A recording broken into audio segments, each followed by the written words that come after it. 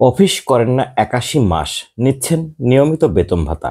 হ্যাঁ, বলছিলাম জগন্নাথ বিশ্ববিদ্যালয়ে ডেপুটি রেজিস্ট্রার জিনাত জেরিন সুলতানা নামে কোনো অনুমতি ছাড়াই ২০১৭ সালের ২২শে মার্চ থেকে এ পর্যন্ত ৮১ মাস অফিস করেননি তিনি। তবে বিশ্ববিদ্যালয়ে না গেলেও নিচ্ছেন নিয়মিত বেতন ভাতা। কর্মস্থলে উপস্থিত না থেকে বিশ্ববিদ্যালয় থেকে বেতন ভাতা বাবদ ৬০ লাখের বেশি টাকা নিয়েছেন এই কর্মকর্তা। জিনাত জেরিন সুলতানা জগন্নাথ বিশ্ববিদ্যালয়ে ২০১০ সালে চাকুরি নেওয়ার আগে বিজ্ঞান ও প্রযুক্তি মন্ত্রণালয়ে কর্মরত ছিলেন। সেই সূত্র ধরে এমপি, মন্ত্রী ও সচিবদের সঙ্গে তার ভালো সখ্যতা থাকায় বিশ্ববিদ্যালয় প্রশাসন এতদিন তার বিরুদ্ধে কোনো ধরনের ব্যবস্থা নিতে পারেনি। ২০১৮ সালে তার অফিস না করে বিশ্ববিদ্যালয় থেকে বেতন ভাতা নেওয়ার বিষয়টি সামনে এলে একটি তদন্ত কমিটি গঠন করা হয়।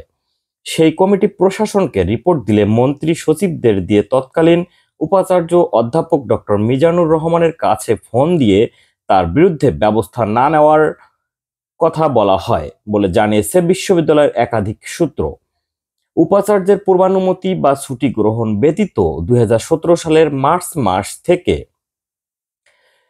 সর্বশেষ কর্মস্থল পরীক্ষা নিয়ন্ত্রক দপ্তরে আজ পর্যন্ত কখনোই উপস্থিত ছিলেন না জেরিন সুলতানা। তবে এর মধ্যে ৩টি মেয়াদে ৯৫ দিন বিশ্ববিদ্যালয় থেকে ছুটি নেন তিনি। সর্বশেষ ২০২২ সালের জুন মাসে তাকে বেগম ফজিলাতুন্নেছা মুজিব হলে বদলির আদেশ দেওয়া হয়। এ বদলির আদেশকে পুনর্বিবেচনা করে রেজিস্ট্রার দপ্তরে বদলি করার জন্য আবেদন করেছিলেন তিনি, কিন্তু তার আবেদন প্রয়াত উপাচার্য অধ্যাপক ডক্টর ইমদাদুল হক বিবেচনায় না নিয়ে তাকে মুজিব হলেই যোগদান করার নির্দেশ দেন।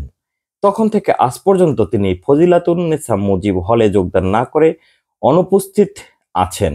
জগন্নাথ বিশ্ববিদ্যালয়ের এই নারী কর্মকর্তার বিরুদ্ধে এসব অভিযোগের প্রেক্ষিতে ২০১৮ সালের আইন অনুষদের ডিন অধ্যাপক ডক্টর সরকার আলী আক্কাসকে আহ্বায়ক করে ৩ সদস্যের কমিটি গঠন করা হয় এবং ওই বছরই তদন্ত রিপোর্ট জমা দেওয়া হয়। কিন্তু তৎকালীন উপাচার্য অধ্যাপক মিজানুর রহমান সেই রিপোর্ট নিয়ে আর কোনো পদক্ষেপ নেননি। পরে সেই রিপোর্টের উপর ভিত্তি করে এবছরের মে মাসে ৯৫তম সিন্ডিকেটে তার বিরুদ্ধে বিভাগীয় কার্যক্রম শুরু করার নির্দেশ প্রদান করা হয়।